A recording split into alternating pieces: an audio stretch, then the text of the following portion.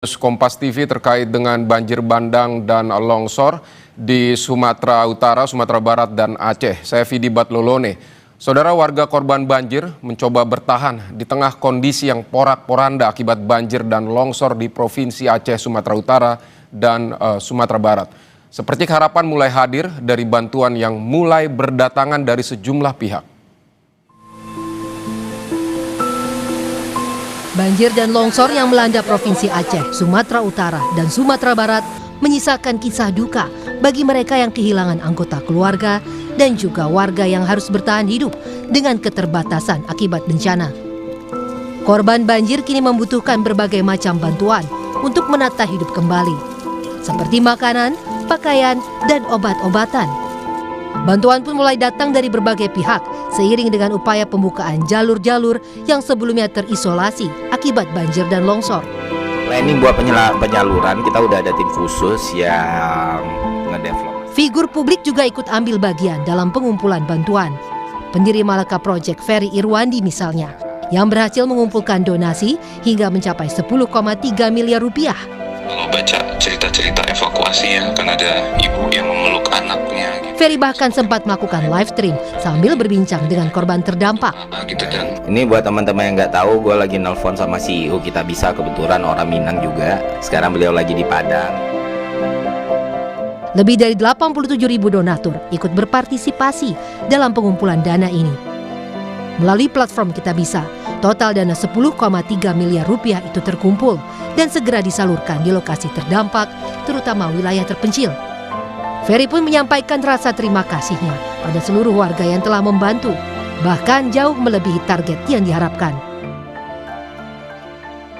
Halo warga sipil sekalian, langsung aja gue mau mengumumkan pengumuman yang penting banget. Jadi kemarin gue baru bikin crowdfunding dalam waktu 24 jam. Kita tentukan waktunya dalam kurun waktu 24 jam ya, karena kita butuh ini disalurkan secara cepat ya. Dan sejak kita buka kemarin sampai hari ini kita tutup, dana yang sudah terkumpul lebih dari 10 miliar rupiah. Dan ini disumbang oleh lebih dari 87.000 orang. Angka yang sangat luar biasa sekali teman-teman ya. Gue speechless karena di awal targetnya cuma 500 juta, ternyata bisa terkumpul sebanyak itu. Gokil lah, masyarakat Indonesia gokil banget. Dan terima kasih sudah percaya, terima kasih sudah membantu, terima kasih sudah saling menjaga ya teman-teman. Dan sudah jadi tanggung jawab dengan dana sebesar itu, dengan kepercayaan sebesar itu, semua bantuan ini bisa tersalurkan. Seluruh bantuan yang terkumpul merupakan bentuk kepedulian dari warga untuk warga.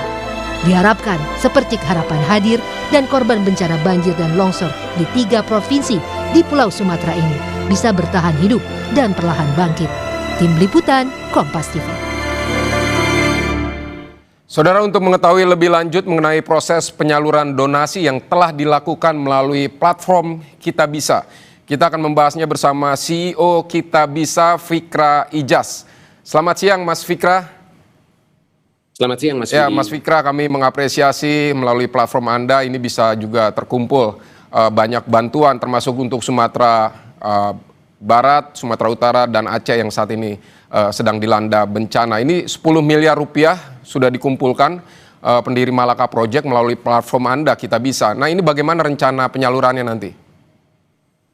Siap, terima kasih banyak Mas Fidi. Alhamdulillah. Jadi sekali lagi di sini kita bisa berperan sebagai platform dan luar biasa semangat warga bantu warga yang ini ya di-display oleh masyarakat. Tapi pertama-tama izin saya ingin menyampaikan belasungkawa terhadap semua korban dan keluarga ya, yang data terakhir BNPB sudah melebihi dari 700 korban jiwa dan 1 juta lebih yang sedang mengungsi sekarang.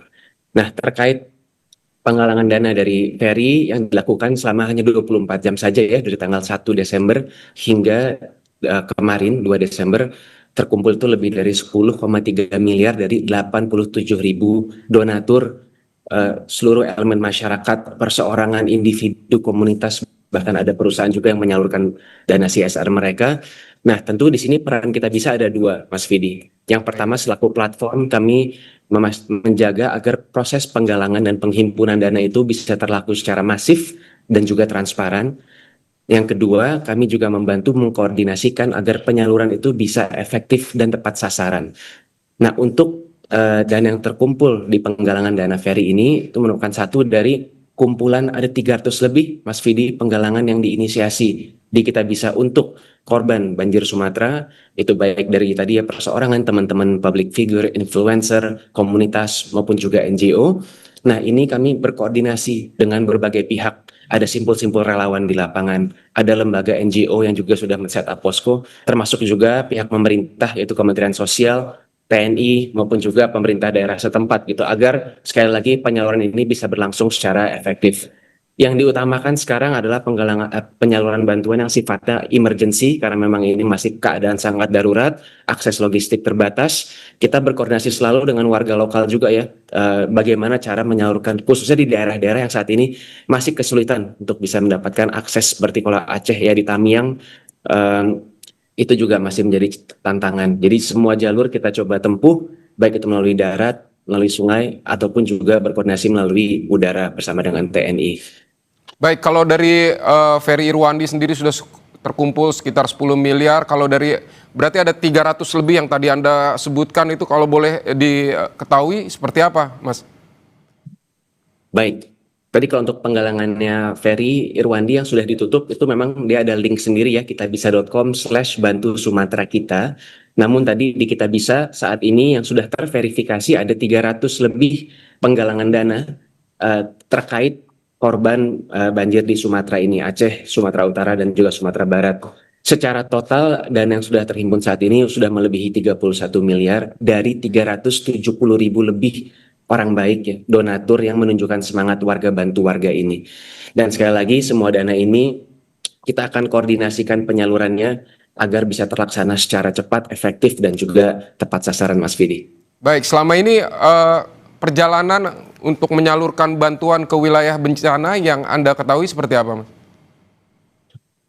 Ya memang banyak tantangan. Ini kami di sini menerima telepon dari headquarter, tapi ada belasan dari tim Kitabisa yang langsung terjun ke lapangan, baik itu di Sumbar maupun di Sumut. Ferry Irwandi sendiri juga dalam waktu dekat ini rencana akan ikut melakukan penyaluran, meskipun dia harus cek kondisi kesehatan. Kalau dari lapangan yang kami dapat informasinya memang masih banyak medan-medan yang sulit untuk ditembus ya. Kalau di Aceh tadi kembali di area Tamiang, di area Kabupaten Langsa, itu perlahan sudah ada yang mau terbuka aksesnya, tapi masih banyak yang tentu saja belum mendapatkan logistik bantuan yang dibutuhkan. Jadi memang kita sekarang bisa lihat juga banyak ya dari footage yang ada di sosial media, yang ada di media-media bagaimana kondisi lapangannya. Banyak juga footage dari udara betapa masih banyaknya area-area yang sulit dijangkau dari darat sehingga memang harus ditempuh melalui jalur udara. Nah, disinilah sekarang salah satu tantangannya bagaimana kita bisa memperbanyak akses tersebut karena ada wilayah-wilayah yang masih terisolasi, Mas Pidi. Jadi itu tantangan yang kami dapatkan dari informasi di lapangan. Baik, ini kan penyaluran bantuan ini kan berupa uang ya dari para donatur, terus kemudian kepada Ferry Irwandi 10 miliar. Terus kemudian nanti tim Kitabisa sendiri yang akan menilai begitu, kira-kira seperti apa bantuan yang harus diberikan dalam berupa apa, seperti itu atau seperti apa, Mas? Bisa dijelaskan? Baik. Tadi sekali lagi dalam hal penyaluran kita bisa di sini berkoordinasi secara aktif dengan simpul-simpul relawan setempat maupun lembaga-lembaga NGO. Ada 10 lebih lembaga NGO yang saat ini berkoordinasi aktif dengan kami. Ada 11 rumah sakit di wilayah Sumbar, Sumut, dan juga Aceh yang juga menjadi mitra koordinasi kami serta pemerintah setempat. Sekali lagi supaya kita bisa memahami kebutuhan masing-masing lokasi.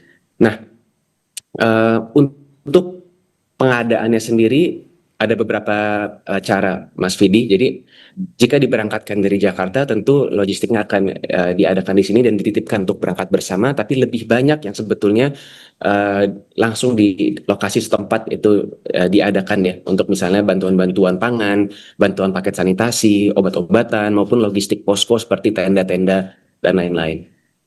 Baik, Mas, kondisi mana saja yang Anda ketahui ini terparah sehingga membutuhkan bantuan yang cepat begitu? Ya, saat ini kalau informasi dari tim yang berkoordinasi di lapangan memang ada area-area spesifik seperti di Aceh. Tadi saya ulangi, ada Kabupaten Langsa, Aceh Tamiang, di Takengon juga Benar Meriah, Sumatera Utara itu khususnya di Tapanuli Selatan, spesifiknya di Batangboru juga Padang Sidempuan. Dan di Sumatera Barat penyaluran ini sedang diutamakan di daerah Agam ya, Palembayan, Padang Panjang, dan juga Tanah Datar. Itu kalau nggak salah di sana yang jumlah korbannya juga terbesar. Oke, dan bantuan apa saja Mas yang paling krusial yang dibutuhkan para korban? Ya, untuk fase saat ini Mas Vidi memang masih seputar kedaruratan ya, emergency needs seputar bahan pangan. Ini karena akses pangan kita lihatnya masih sangat terbatas. Sanitasi, hygiene kit, gitu ya, semua hal yang yang berkaitan dengan keseharian masyarakat di sana yang sedang kesulitan untuk mendapatkan akses. Baik. Dan juga ini kan teman-teman simpul relawan, NGO masih juga men-setup ini ya dan mengoperasionalkan posko. Maka juga kebutuhan-kebutuhan masing-masing posko inilah yang saat ini menjadi perhatian utama gitu untuk penyaluran donasi. Oke, kalau kesulitan dalam penyaluran bantuan berarti hanya soal akses yang susah atau seperti apa, Mas?